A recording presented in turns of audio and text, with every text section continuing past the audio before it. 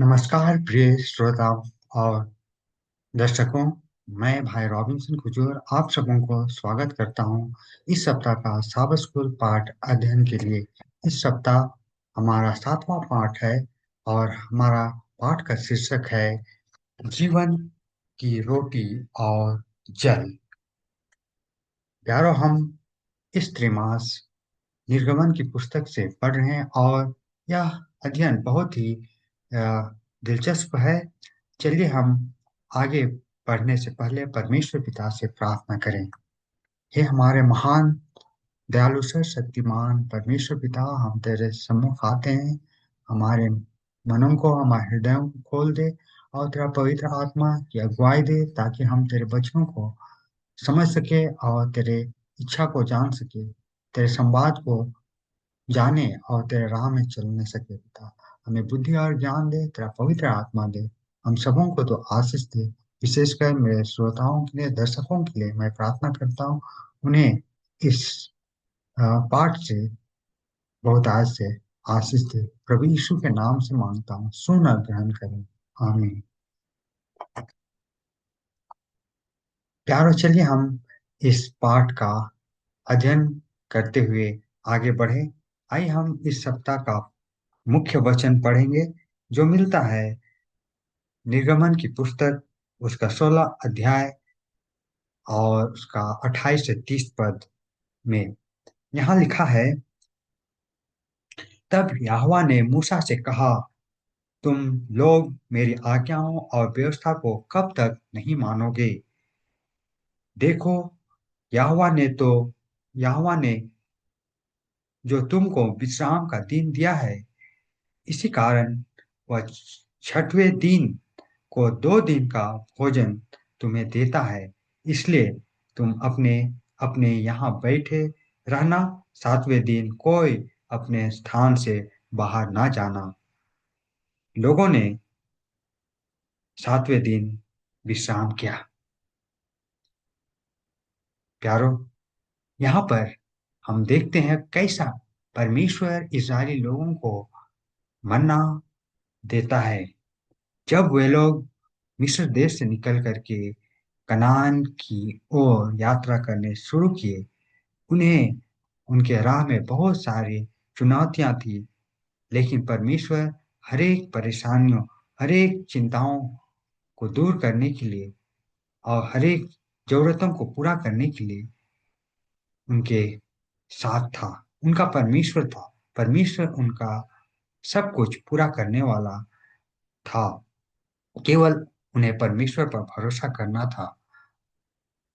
हम देखते हैं कि जब वे लोग मिस्र से निकले, उनका राह आसान नहीं था, लेकिन उन्हें उस परमेश्वर में बहुत विश्वास करना चाहिए था, जो उन्हें मिस्र की गुलामी से उन्हें छुड़ा करके निकलाया था और लाल सागर को भी 2 भाग करके उन्हें मिस्र के फिरौन और मिस्री लोगों से बचाया था।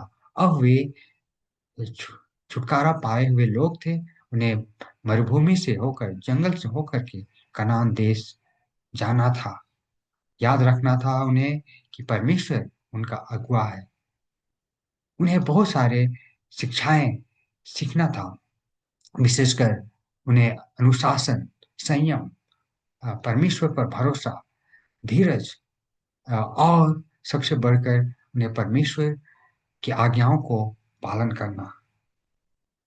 परमेश्वर उन्हें बहुत कुछ सिखाना चाहता था कि वे लोग आत्मिक तौर और शारीरिक तौर से वे लोग उन्नति करें और आगे बढ़े। वे लोग बढ़े और आगे जाएं। अ, उनके सामने मूसा एक प्रत्यक्ष नेता था, लेकिन उनका न, सबसे बड़ा अगुआ, असली अगुआ परमेश्वर था, जो उन्हें बादलों के खंभा के द्वारा दिन में और रात में आग के खंभा के द्वारा अगुवाई कर रहा था। उन्हें परमेश्वर पर भरोसा करना जरूरी था। हम लोग पाते हैं, जब वे लोग वहां से चले, कुछ दिन चलने के बाद यहाँ पाते हैं कि 3 दिन चलने के बाद उन्हें पानी नहीं मिल रहा था। 3 दिन के बाद उन्हें पानी मिला। और जब वह पानी उन्हें मिला, वहां पर वे लोग गए उसे पीने के लिए। हम पाते हैं कि इजरायली लोगों ने वहां पाया कि वह पानी बहुत कड़वा था। और इजरायली लोग बहुत हताश हो गए। इतना देर से परमेश्वर के दया से उन्हें पानी मिला था, लेकिन यह पानी भी कड़वा है। इतना कड़वा कि वे लोग नहीं पी सकते थे, उनके बच्चे नहीं पी सकते थे। और वे लोग निराश हो गए और सोचने लगे, क्या परमेश्वर उनके बीच में है? क्या परमेश्वर उनका अगुवाई कर रहा है? देखिए प्यारो भाई और बहनों, 3 ही दिन में वे लोग परमेश्वर की अगुवाई के ऊपर सवाल करने लगते हैं। और अ, परमेश्वर पर उनका भरोसा कमजोर हो जाता है। हमें यहाँ सीखना है कि जब परमेश्वर इतना बड़ा काम उनके लिए किया, गुलामी से छुटकारा दिलाया, लाल सागर को 2 भाग करके उन्हें अ, अगुवाई किया, सुरक्षित पार कराया, उन्हें परमेश्वर को याद करना था, उस पर विश्वास करना था। लेकिन प्यारो, केवल ये इजरायली लोगों के संग नहीं होता है। आप और मैं यहाँ कह सकते हैं कि वे लोग परमेश्वर पर भरोसा नहीं किए। लेकिन आपके और मेरे जीवन में भी जब कुछ ऐसी परेशानी होती है, क्या हम परमेश्वर पर जल्दी से जाते हैं, उस पर भरोसा करते हैं, उसके पास जाते हैं, कि हम परेशानी को देखकर घबरा जाते हैं? परमेश्वर की तरफ हमें नज़र लगाने के बजाय, उस पर भरोसा करने के बजाय, हम लोग घबरा जाते हैं, परेशानियों को देखते हैं और हम लोग चिंतित हो जाते हैं और परमेश्वर की उपस्थिति का भी सवाल करने लगते हैं। लेकिन इज़राइली लोगों के इतिहास में देखते हैं वैसे ही, और इज़राइली लोगों के इतिहास में भी हम वैसे ही देखते हैं। जबकि अ, वे लोग कुछ समय पहले परमेश्वर का बड़ाई कर रहे थे, महिमा कर रहे थे कि परमेश्वर के समान कौन है, कोई भी उसके समान नहीं है। जो उनके लिए लड़ाई करता है, उनका युद्ध करता है, उनके लिए युद्ध करता है, उनके दुश्मनों को हराया। हम इस तरह का पढ़ते हैं निर्गमन उसका 15 अध्याय में और 11 पद में। और जब वे लोग परमेश्वर पर उतना विश्वास भरोसा अ, नहीं कर रहे थे, फिर भी परमेश्वर उन पर रहम किया और उन पर दया किया और उनको अगुवाई कर रहा था। और जो जरूरत था परमेश्वर उनको दे रहा था। और परमेश्वर उनको आश्वासन भी दिया था कि जो विपत्ति अ, वह मिस्रियों पर आने दिया, वह इस्राएलियों पर आने नहीं देगा। उन सब बीमारियों से, विपत्तियों से उन्हें बचाकर रखेगा। हम देखते हैं कि परमेश्वर उन्हें खाने के लिए मना देता है। और इतना ही नहीं, जब वे लोग मांस खाने चाहते हैं, उनके लिए भटूरे का प्रबंध करता है, जिसे वे लोग पकड़ सकते थे, मार करके गिरा सकते थे और उसे खा सकते थे। लेकिन परमेश्वर उनसे नाराज था, क्योंकि वे लोग उस पर भरोसा नहीं कर रहे थे। और खाने के लिए उनको रोटी के जगह परमेश्वर उन्हें स्वर्ग से मना गिराया। हर एक दिन उन्हें मना देता था। सप्ताह का 6 दिन उनके लिए मना देता था। और यहाँ पर भी परमेश्वर उनको एक सीख देता है। हम पाते हैं निर्गमन 16 अध्याय में, जिसमें हम यह याद वचन, मुख्य वचन, स्मरण वचन पाए कि परमेश्वर उन लोगों को कहा, जब वे लोग अ, परमेश्वर से अ, कह रहे थे कि क्या परमेश्वर, और मूसा से कह रहे थे, क्या परमेश्वर उन्हें खाना खिला सकता है?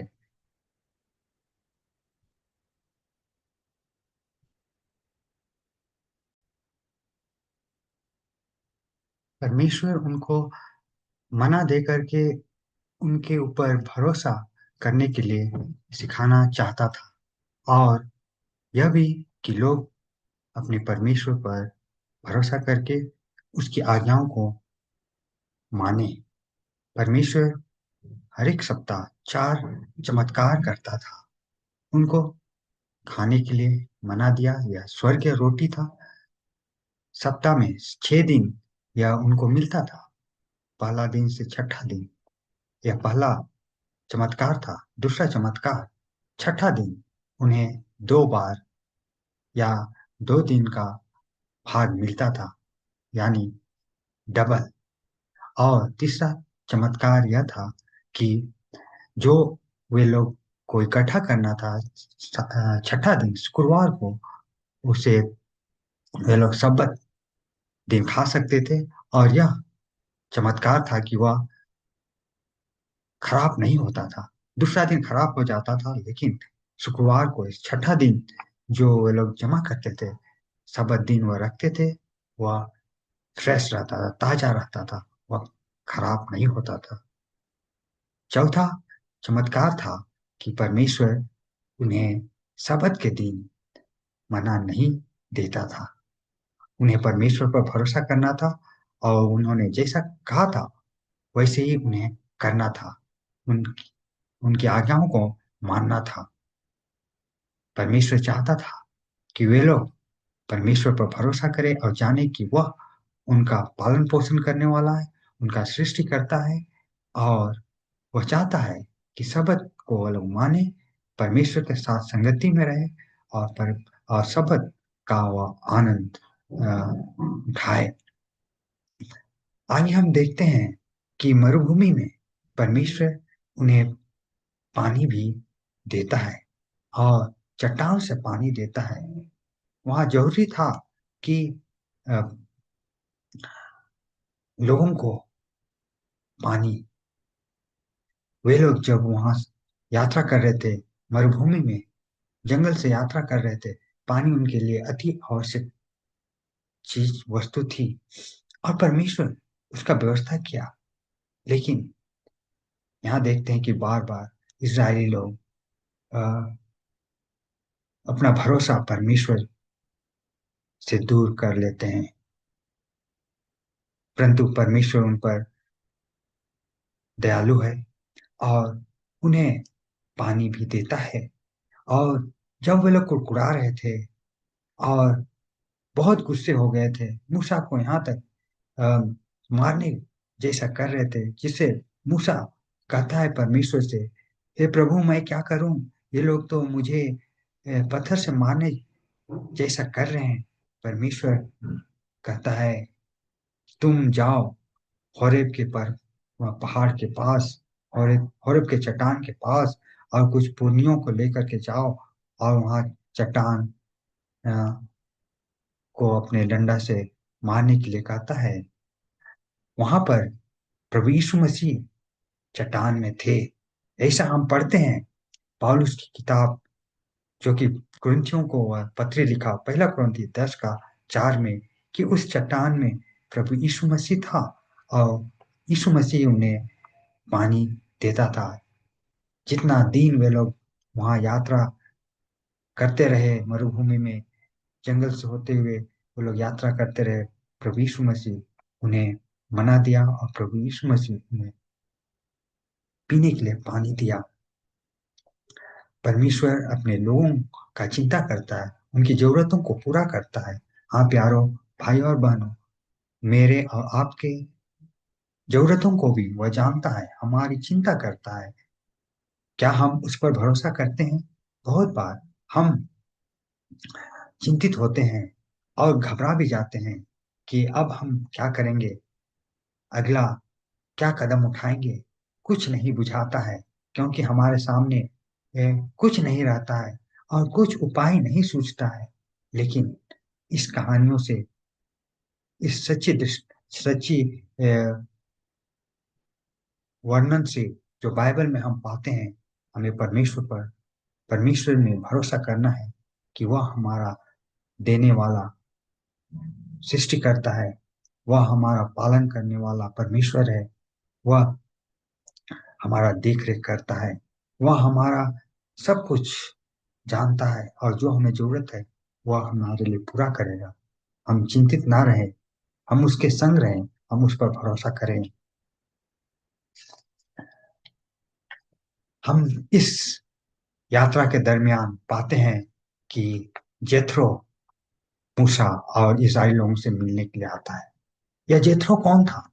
जेथरो, हम लोग याद करेंगे तो अ, निर्गमन तीसरा चौथा अध्याय में हम लोग पढ़े थे कि जेथरो मूसा का अम, ससुर था, और यह अभी मिलने के लिए आ रहा है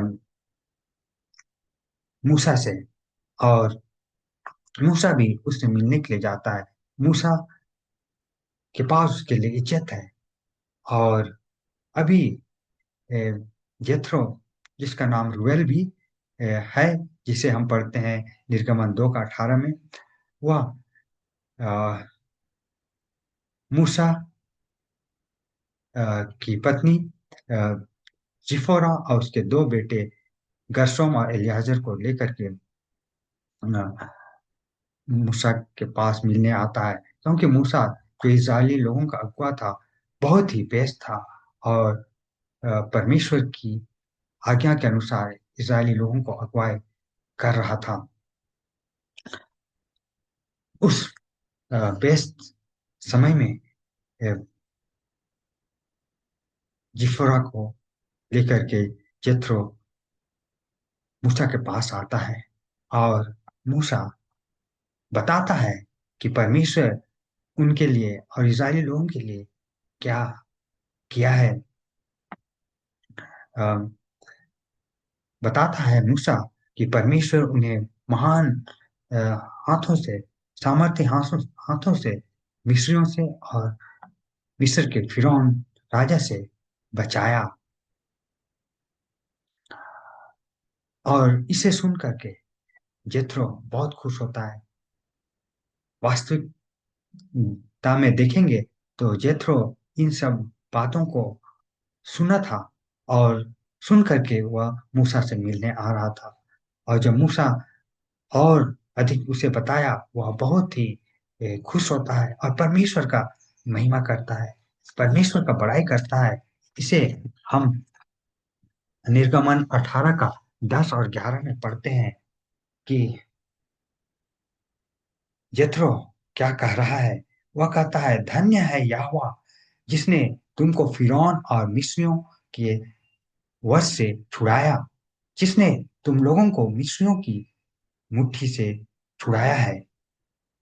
जब मैंने जान लिया है कि यहोवा सब देवताओं से कहता है, अब वह कहता है, अब मैंने जान लिया है कि यहोवा सब देवताओं से बड़ा है, वरन उस विषय में भी जिसमें उन्होंने इसराइलियों से अभिमान किया था।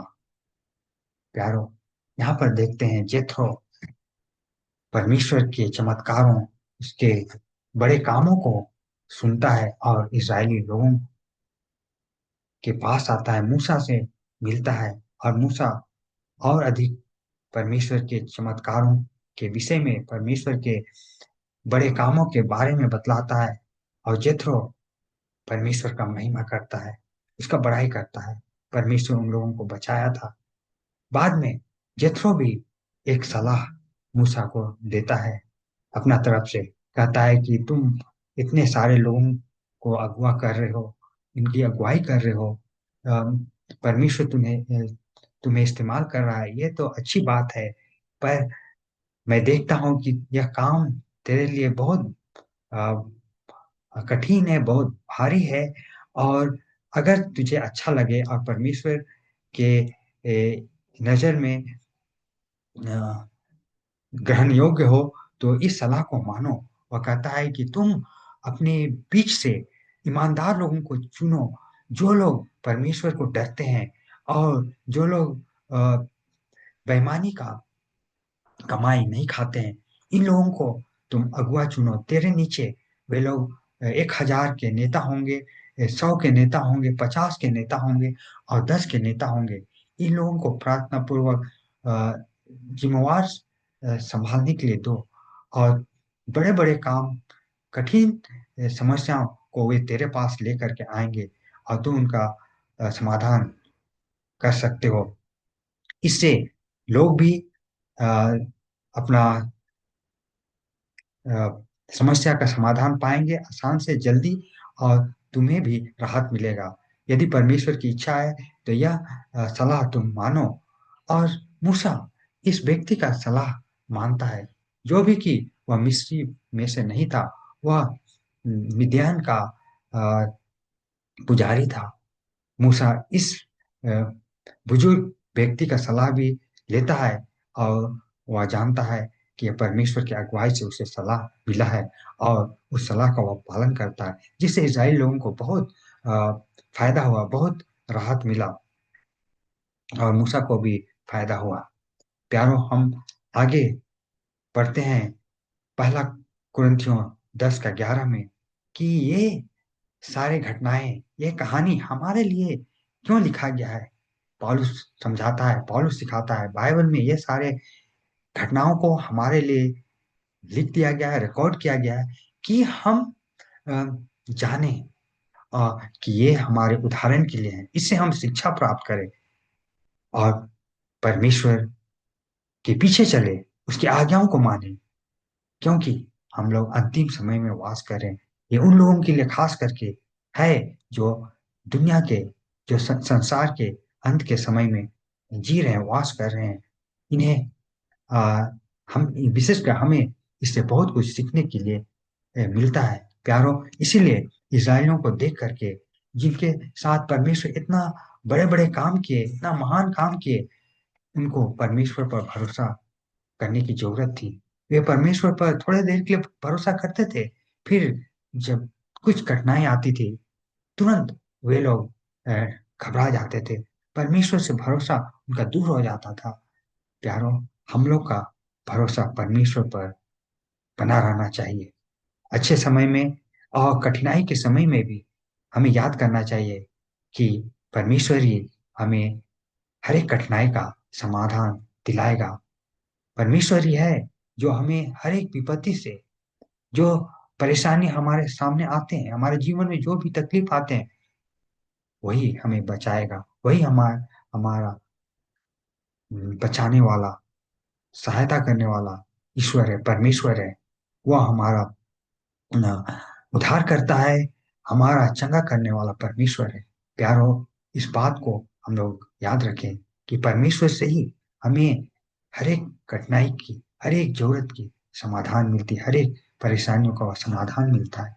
इसे हम लोग जाने और परमेश्वर के ऊपर हमारा भरोसा बनाए रखे, उससे हमारा भरोसा टूटे ना, और उसके बातों को मान करके उसके पीछे चले। बाद में यीशु मसीह हमें कहता है, नया नियम में सुसमाचार के पुस्तकों में यीशु मसीह कहता है कि जो रोटी परमेश्वर तुम लोगों को दिया, मिस्री लोगों को कह रहा था, हिब्री इब्री लोगों को कह रहा था, इब्री लोगों, यहूदी लोगों से बात करते समय वह कह रहा था कि जो रोटी तुम लोग खाया, मरुभूमि में तेरे बाप दादे खाए, वह उनको मूसा नहीं दिया, बल्कि परमेश्वर उन्हें स्वर्ग से दिया, मना दिया। परमेश्वर का यह वरदान था। उन्होंने इसे प्रबंध किया। और मैं सच कहता हूं कि जीवन का रोटी, असली रोटी जो है, वह मैं हूं, जिसे परमेश्वर ने भेजा है, जिसे परमेश्वर ने स्वर्ग से भेजा है। मेरे पास आओ, मैं जीवन का रोटी हूं, और तुम्हें जीवन मिलेगा, अनंत जीवन मिलेगा। और यीशु मसीह आगे भी कहता है, यूहन्ना 4 अध्याय में उस स्त्री को, सामरी स्त्री को बतलाता है, और वह सबके लिए है, आपके लिए, मेरे लिए है, यह बात कि यीशु मसीह जीवन का पानी है, जीवन का जल है। यदि हम प्यासे हैं, भूखे हैं, यीशु मसीह के पास आए। यदि हम प्यासे हैं, यीशु मसीह के पास आए, वो हमें पानी देगा, जीवन का पानी, जिसे हम पिएंगे तो अनंत जीवन पाएंगे। पढ़िए आप यूहन्ना 4 अध्याय में किस तरह परमेश्वर, प्रभु यीशु मसीह उस सामरी स्त्री को समझाया और जीवन का पानी दिया। उसी तरह यीशु मसीह इस्राएली लोगों को, इब्री लोगों को, यहूदी लोगों को जीवन का रोटी पेश करता है। और जीवन का रोटी खुद प्रभु यीशु मसीह है। यह जीवन का रोटी हम कैसे लेते हैं? यीशु मसीह कहा, जो इस जीवन का रोटी को खाएगा वह कभी नहीं मरेगा, अनंत जीवन पाएगा। और उसे हम कैसे खाते हैं प्यारो? यीशु मसीह जो जीवन का रोटी है, उसको खाने का मतलब है यीशु मसीह हमारे लिए जो किया है, उद्धार का काम जो क्रूस में उन्होंने पूरा किया है, हमारे लिए अपना जीवन दे दिया, अपना जीवन कुर्बान कर दिया, जीवन बलिदान कर दिया, अपना लहू बहाया। उस बलिदान में हम विश्वास करें, भरोसा करें, जिससे हम मुक्ति पा सकते हैं, जिससे हम पाप से छुटकारा पा सकते हैं। पाप का क्षमा हमें उसी से मिलता है। यदि हम प्रभु यीशु मसीह के उस बलिदान में भरोसा करेंगे, विश्वास करेंगे, हमें पाप से क्षमा मिलेगा, पाप से मुक्ति मिलेगा, और हमें प्रभु यीशु मसीह जीवन देता है, अनंत जीवन देता है, जिससे हम मृत्यु से बच करके हम अनंत जीवन प्राप्त करते हैं और अंतकाल के लिए उसके साथ रहेंगे। प्यारों, यही खुशखबरी हमारे लिए है। आइए हम यीशु मसीह को अपनाएं, जो कि जीवन का जल है, जो कि जीवन का रोटी है, परमेश्वर से भेजा हुआ सच्चा अनंत जीवन का रोटी। आइए हम उसे अपनाएं। परमेश्वर आप सबों को बहुतायत से आशीष दे, और हम परमेश्वर की आज्ञाओं को माने, उसके पीछे चले, उसके बातों पर भरोसा करें। वह हमारा सामर्थी परमेश्वर है। वो हमारे लिए आश्चर्य काम करते हैं, बड़े बड़े काम करते हैं, और वही हमारे सब जरूरतों को पूरा करेगा, और वही हमारे सब परेशानियों को दूर करेगा। आइए हम उस पर भरोसा करें। परमेश्वर आप सबों को बहुतायत से आशीष दे। आइए हम प्रार्थना करें। हे हमारे महान दयालु सर्वशक्तिमान परमेश्वर, तो सामर्थ्य है, महान है। हम तेरे बच्चे तेरे पास आते हैं, तुझसे हम मांगते हैं पिता, कि हमें उस जीवन का रोटी और जीवन का पानी दे, जो हमें प्रभु यीशु मसीह से मिलता है। हाँ प्रभु, तूने यह हमारे लिए प्रबंध किया है, और उसे हम अपनाएं प्रभु यीशु मसीह के कार्य में, और उसके बलिदान में विश्वास करें, भरोसा करें, ताकि हम अनंत जीवन पा सकते हैं, उद्धार पा सकते हैं। पिता परमेश्वर, हम इस तरह महान उपहार के लिए बहुत धन्यवाद देते हैं। पिता परमेश्वर, हम बहुत बार विश्वास में कमी हो जाते हैं, हम कमजोर हो जाते हैं, और परेशानियों में घबरा जाते हैं। हमें परेशानियों में तुझ पर नजर लगाने के लिए मदद कर, तुझ पर भरोसा करने के लिए मदद कर, और हमें यह विश्वास करने के लिए, भरोसा करने के लिए अगुवाई कर, कि तू ही हमारा सब कुछ को प्रबंध करने वाला, पूरा करने वाला है। तू हमारा पालन पोषण करने वाला परमेश्वर है। हम तुझ में भरोसा करके जीवन यापन करें पिता। हमें तेरा पवित्र आत्मा और उसका सामर्थ दे, ताकि हम तेरे सच्चाई का रास्ता में चल सके। हम सबों को तो बहुत आयत से आशीष दे पिता। इतने सुन रहे हैं, देख रहे हैं, सबों को बहुत आयत से आशीष दे पिता। हमारे पापों को क्षमा करो। प्रभु यीशु मसीह के नाम से मांगता हूँ, सुन और ग्रहण करें। आमीन।